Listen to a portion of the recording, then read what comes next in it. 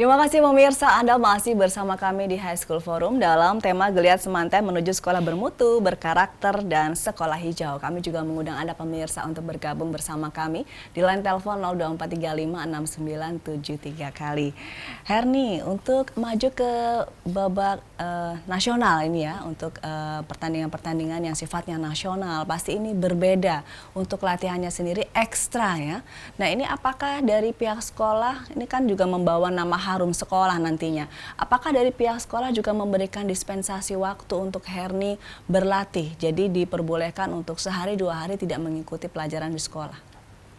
Kalau pas tanding ya dispensasi waktunya kalau tanding. Tapi kalau untuk persiapan itu dari diri kita sendiri. Jadi saat latihan benar-benar dimaksimalin karena kita latihan pulang sekolah. Jadi saat itu juga dimaksimalin latihannya lebih keras dari latihan sebelumnya kalau mau lomba. Jadi tidak ada dispensasi waktu, misalnya nggak sekolah gitu, enggak. Tetap sekolah, terus pulangnya baru latihan, cuman lebih keras daripada latihan sebelumnya. Pulang sekolahnya jam berapa, Herni? Setengah 4. Setengah 4 sore, iya. Dari jam berapa? Latihan mulai jam 4 sampai mau maghrib, kita udah selesai latihan, pulang, belajar, terus tidur, istirahat, besoknya lagi sekolah gitu sampai Masuknya jam berapa sekolahnya? Masuknya jam 7. Jadi jam 7 sampai setengah 4 waktu Herni ada di sekolah, Ada kemudian di sekolah. setelah itu latihan. Iya. Biasa, nggak bisa pacaran ya, jadi nggak boleh punya pacar ya. Oke, Pak Sisworo, ini bagaimana cara Anda untuk mempopulerkan SMA 10 ini di kalangan masyarakat, Pak?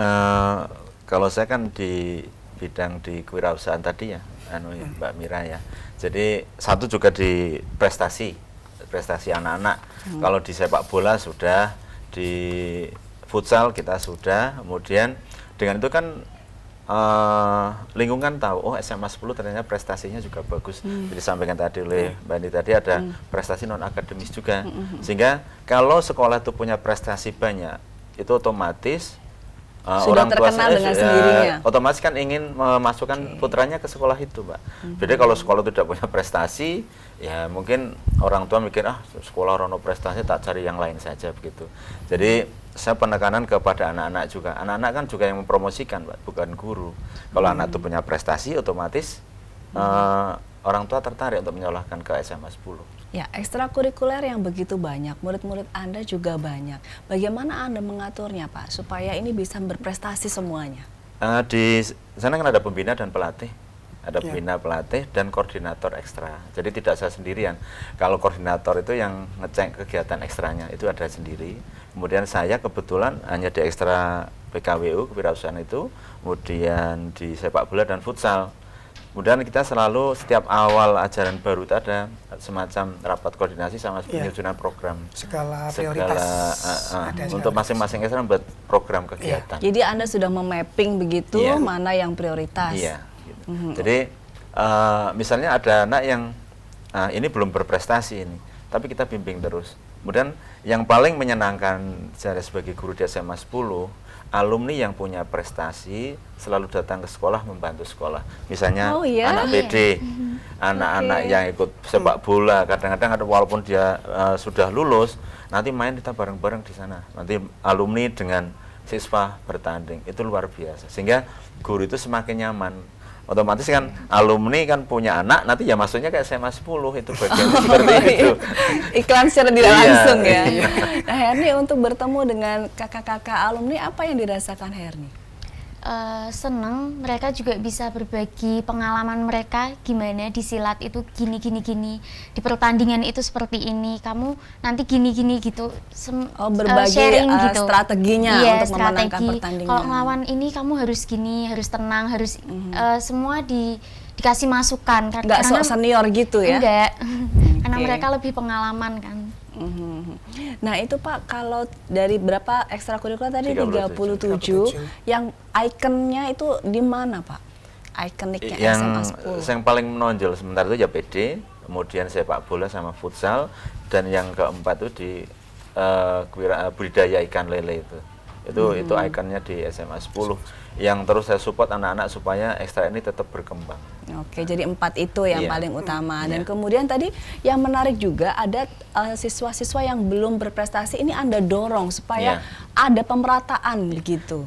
Di sekolah kan begini, ada setiap siswa itu wajib mengikuti minimal 1 ekstra. Itu kadang-kadang kan syarat wajib untuk naik kelas itu, sehingga ada anak yang terpaksa ikut ekstra. Ya kita bimbing supaya tidak hanya ikut-ikutan lah, supaya dia bisa mengharumkan nama SMA 10. Oh, iya, jadi rata ya, bisa Rata, pintar iya, semua ya. iya. Bapak Sugiono ikut bangga nanti. Iya. Nah Pak Sugiono ini ada Pak Sagino, ya. Pak Sagino, Pak maaf Sagino. Pak Sagino, ini ada sekolah bermutu, berkarakter dan sekolah hijau. Ini boleh dijelaskan ini maksudnya apa Pak? Iya, untuk yang bermutunya ini sebenarnya bermutu artinya bahwa secara dari dalam maupun dari luar. Kalau yang dari dalamnya bermutu ini ya tadi kita di dalam itu kualitasnya itu. ada bisa menghasilkan siswa-siswa yang luar biasa, akademis maupun non akademis, itu yang bermutu. Kemudian jangan lupa untuk bermutu itu juga perlu suasana yang kondusif. Makanya di SMA 10 selalu disiapkan suasana yang kondusif, kekeluargaan tadi. Kemudian ada satu lagi yang sebenarnya bisa dikatakan kami mengatakan berkarakter. Kenapa? Karena di SMA 10 itu untuk siswanya itu ada semacam istilah pendampingan sepanjang hayat. Sepanjang hayat. Artinya apa? Anak ini yang punya potensi, kemudian itu misalnya ada sebagainya itu ada tugas dari BK. Kemudian dari segi nilai dan sebagainya itu diambil oleh guru. Sehingga nanti perkembangan anak dari kelas semester 1 sampai ke semester 5, 6 lulus itu benar-benar didampingi sehingga nanti benar-benar menjadi anak yang orang siswa-siswa yang hebat. Yang hebat dan itu tidak harus akademis. Ya, oleh karena itu yang namanya pendampingan sepanjang masa untuk membentuk karakter itu sepanjang hayat. Kemudian yang keluarnya itu tetap untuk berkarakter semuanya kita tetap melibatkan orang luar, di komite dan sebagainya. Nanti kita akan lanjutkan, tapi kita sapa dulu penelpon yang sudah masuk. Halo, selamat pagi High School Forum. Halo, selamat pagi. Dengan Sabrina saya ada dari Mohon Jepara. maaf suaranya bisa dikeraskan sedikit Bu. Iya, saya Tika dari Jepara. Ibu Ika dari Jepara. Oke, silakan Bu Ika. Mau tanya, kalau untuk di SMA 10 itu yang paling banyak diminati ekstrakurikuler apa ya? Saya tidak bisa mendengar suara Anda, mohon maaf. Untuk di SMA 10 ekstrakurikuler yang paling banyak diminati siswanya itu Oke, di SMA 10 ekstrakurikuler yang paling diminati ya Bu Ita? Iya, baik, terima kasih. Cukup pertanyaannya? Iya, terima kasih, selamat pagi. Iya, tadi ekstrakurikuler apa yang paling diminati tadi sudah disebutkan tadi 4 tadi ya Pak ya. Mungkin boleh disebutkan lagi?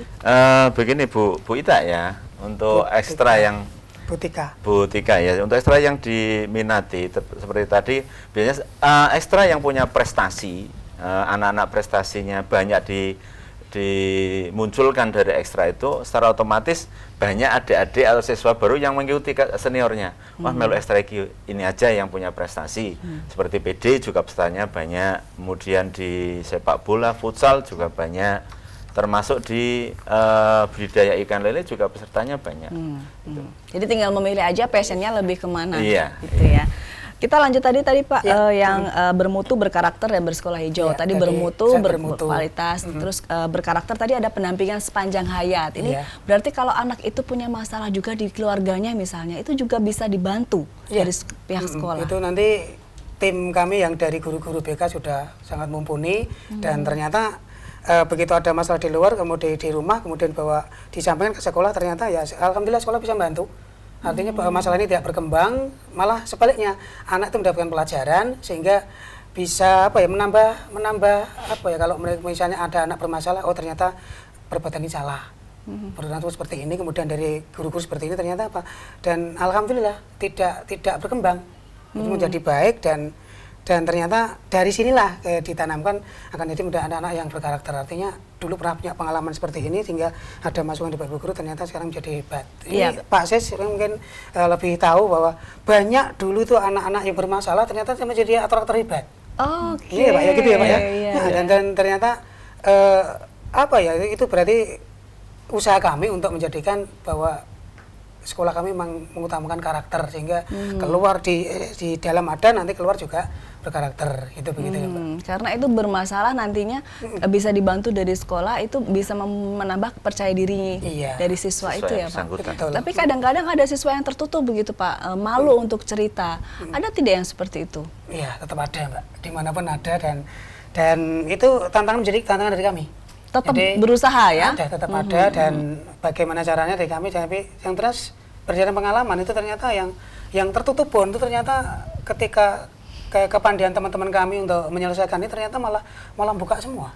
Kemudian sementara dengan orang tua yang tertutup, sementara di teman-teman dari guru itu malah terbuka semua, dan akhirnya ketahuan apa masalahnya, dan ternyata selesai gitu loh. Ya, timnya yang hebat ini berarti ya. Makanya yang kita di awal memang ini kerja dari awal sampai sekarang, dan bentuk itu tekad kami untuk menjadikan SMA ini bermutu, berkarakter, dan nanti tujuan kedepannya yang sekolah hijau itu. Iya, tujuan kedepannya nanti seperti apa kita akan bahas lagi di segmen Oke, berikutnya. iya. Pemirsa tetaplah bersama kami di High School Forum, kami akan segera kembali.